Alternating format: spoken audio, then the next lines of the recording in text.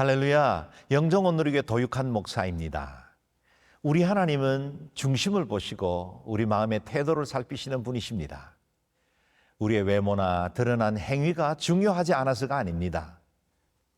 우리의 모든 행동과 삶의 결과가 마음과 생각으로부터 비롯되기 때문입니다. 그래서 잠언은 무릇 지킬 만한 것보다 더욱 내 마음을 지키라, 생명의 근원이 이에서 남이라고 말씀하시지요. 그러므로 우리의 내면이 거룩하고 성결해야 합니다. 어떻게 우리 내면을 정결하게 지킬 수 있을까요? 주님의 말씀을 듣기 위해 게네사렛으로 함께 가보겠습니다. 오늘 본문 말씀 마가복음 7장 14절에서 23절까지의 말씀입니다. 마가복음 7장 14절에서 23절 말씀입니다. 무리를 다시 불러 이르시되 너희는 다 내 말을 듣고 깨달으라. 무엇이든지 밖에서 사람에게로 들어가는 것은 능히 사람을 더럽게 하지 못하되 사람 안에서 나온 것이 사람을 더럽게 하는 것이니라 하시고, 무리를 떠나 집으로 들어가시니 제자들이 그 비유를 묻자온대 예수께서 이르시되 너희도 이렇게 깨달음이 없느냐? 무엇이든지 밖에서 들어가는 것이 능히 사람을 더럽게 하지 못함을 알지 못하느냐? 이는 마음으로 들어가지 아니하고 배로 들어가 뒤로 나감이라. 이러므로 모든 음식물을 깨끗하다 하시니라. 또 이르시되 사람에게서 나오는 그것이 사람을 더럽게 하느니라. 속에서 곧 사람의 마음에서 나오는 것은 악한 생각, 곧 음란과 도둑질과 살인과 간음과 탐욕과 악독과 속임과 음탕과 질투와 비방과 교만과 우매함이니 이 모든 악한 것이 다 속에서 나와서 사람을 더럽게 하느니라. 예루살렘에서 온 바리새인과 서기관들이 예수님께 책망을 받고 그 자리를 떠나자 주님은 제자들과 무리를 불러 다시 교훈하십니다. 15절 16절을 읽겠습니다. 무엇이든지 밖에서 사람에게로 들어가는 것은 능히 사람을 더럽게 하지 못하되 사람 안에서 나오는 것이 사람을 더럽게 하는 것이니라 하시고, 전통을 중시했던 유대 종교 지도자들은 제자들이 손을 씻지 않고 음식 먹는 것은 규례를 어긴 것이라고 예수님을 공격했습니다. 그들은 자신들은 정결 예식을 철저히 지키고 있으니 자기 안은 깨끗할 것이라고 믿고 있었습니다. 그들의 생각 안에는 더러운 것, 부정한 것은 다 외부에 있다고 생각한 것입니다. 그래서 부정한 것을 가까이 하지 않고 음식조차 철저히 가려서 먹고 있는 자신들은 의로울 것이라고 착각한 것입니다. 그런데 그들은 만물보다 거짓되고 심히 부패한 것이 사람의 마음이라는 선지자 예레미야의 말을 애써 부정하고 있는 것입니다. 주님은 유대교인들이 얼마나 착각하고 있는지 생활 속 비유를 통해서 말씀해 주셨습니다. 사람의 입으로 들어가는 것이 사람을 더럽게 하는 것이 아니라 사람의 뒤에서 나오는 것이 더럽게 한다는 것입니다. 우리가 생활 속에서 매일 경험하는 생리적인 것이니 금세 그 의미가 무언지 와 닿지요.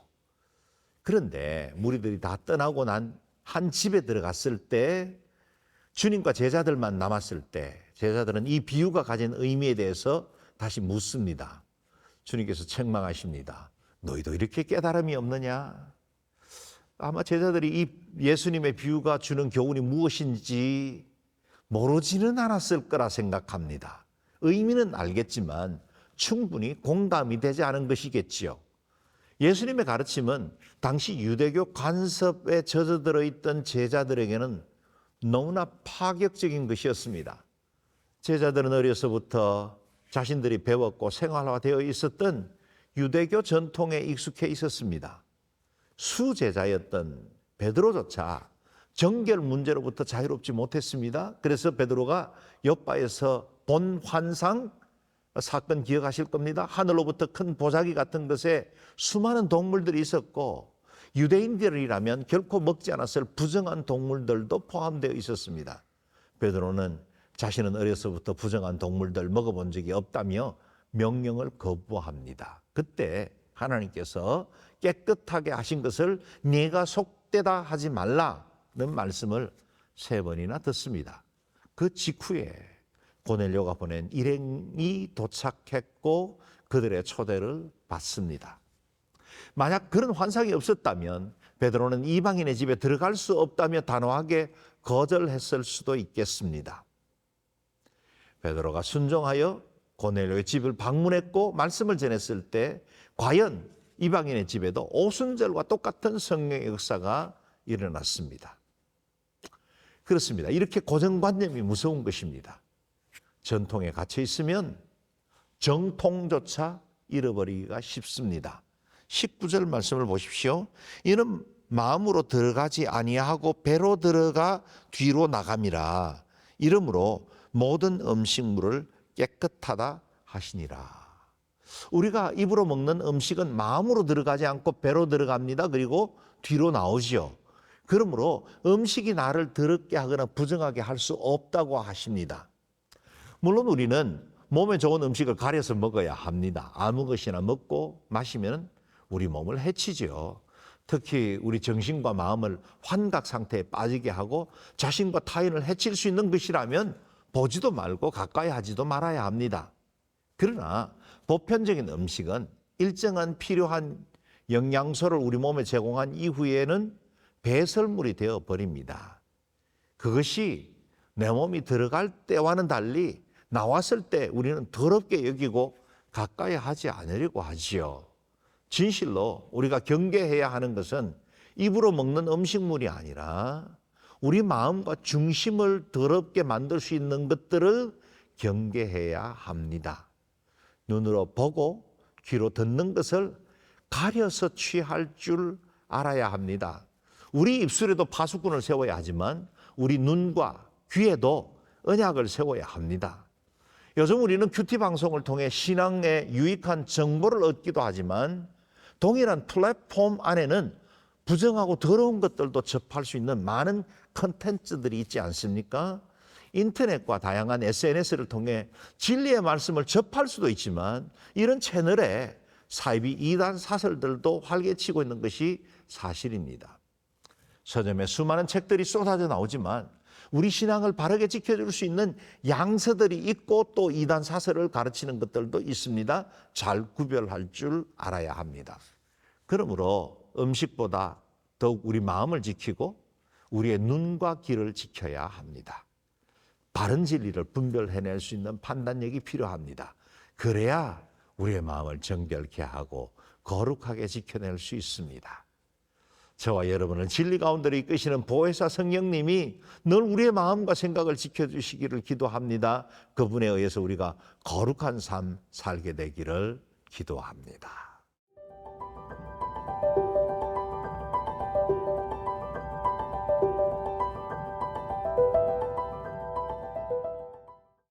사람의 입으로 들어가는 것이 능히 더럽게 하지 못한다고 하신 예수님은 사람에게서 나오는 것들 중에 우리를 더럽게 만드는 것이 무엇인지를 가르쳐 주십니다. 20절 말씀을 읽겠습니다.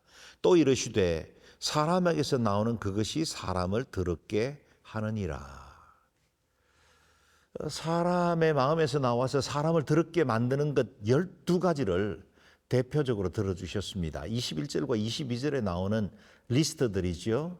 음란, 도둑질, 살인, 간음, 탐욕, 악독, 속임, 엄탕, 질투, 비방, 교만, 우매함. 여기 리스트에 등장하는 죄들 하나하나가 우리의 마음을 불편하게 하는 이유는 그중 어느 것도 우리와 무관하지 않을 것이기 때문이지요. 주님께서 언급하신 죄들은 십계명을 어겨서 발생한 죄들도 있고 또 우리의 관계 속에서 자주 범하는 죄의 목록도 포함되어 있습니다. 또한 어찌 말씀에 언급된 이 12가지밖에 없겠습니까? 우리를 더럽게 하는 것들이 많이 있죠. 사회가 복잡해지고 문명이 발전할수록 죄의 양상들은 더 다양해지고 교묘해지고 사특해지고 있습니다. 그런데 그 모든 죄의 양상은 이 12가지 뿌리에서 나온 것이라 하겠습니다. 더욱 우리를 두렵게 하는 것은 이 모든 죄악들이 저기 바깥에 존재하는 바이러스가 아니라 우리 마음속에 이미 뿌리를 두고 있는 것들이라는 사실입니다. 더러움은 밖에서 안으로 들어오는 것이 아니라 우리 안에서 밖으로 나와 우리 자신을 부정하게 만듭니다. 본문의 12가지 죄악들은 인류가 에덴에서 선악과를 범한 이후에 타락한 우리 자아를 숙주 삼아 기생하고 있는 것들입니다. 그러므로 육체의 소욕을 죽이고 성령을 따라 살기로 뜻을 정해야만 이 같은 죄의 지배를 받지 않을 수 있습니다. 사도 바울은 고린도후서 7장 1절에서 약속을 가진 우리는 하나님을 두려워하는 가운데서 거룩함을 온전히 이루어 육과 영의 온갖 더러운 것에서 자신을 깨끗하게 하자라고 촉구하고 있습니다. 우리는 하나님의 자녀가 되었습니다. 영생의 약속을 가졌습니다. 사람들의 시선이나 판단보다 더욱 하나님을 두려워해야 합니다. 그래야 바리새인들의 외식에서 벗어날 수 있습니다. 하나님께서 거룩하심과 같이 우리도 거룩을 이루어 가야 합니다. 그러기 위해서 육과 영의 온갖 더러운 것에서 자신을 깨끗하게 해야 합니다. 이는 우리의 의지와 노력만으로는 어렵습니다. 우리 마음에 주의 말씀을 두어야 합니다.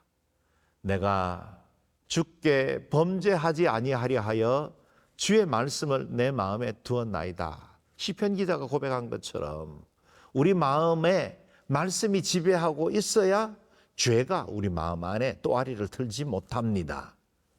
주의 말씀을 우리의 삶의 등불로 삼고 죄로 어두워진 세상을 걸어갈 때 발 앞에 주의 말씀의 빛을 두어야 합니다.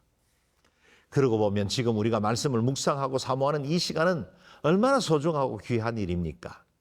우리 자신을 거룩하게 지켜나갈 수 있도록 거룩한 영이신 성령님의 도움을 구합시다.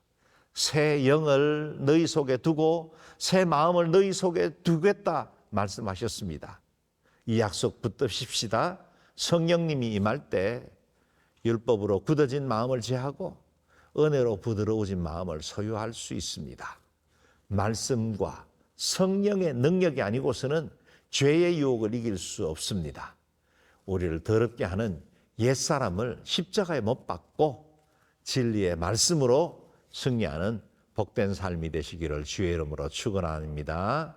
아멘.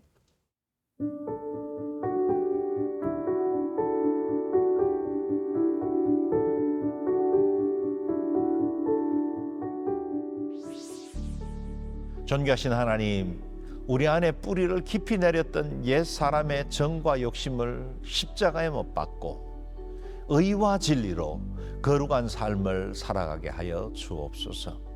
말씀과 성령으로 충만하여 이 땅에 주의 거룩하심을 드러내는 정결한 신부로 일평생 살게 하여 주옵소서.